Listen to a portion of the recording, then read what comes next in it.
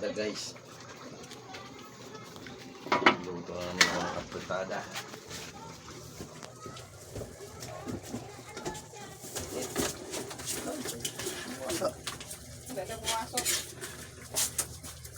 Apretada ng manok.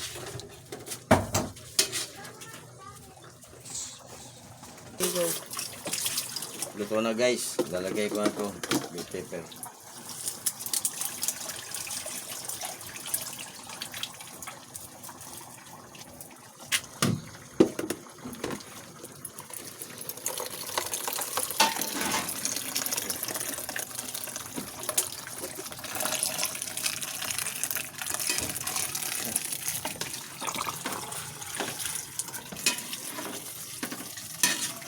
Ito na guys.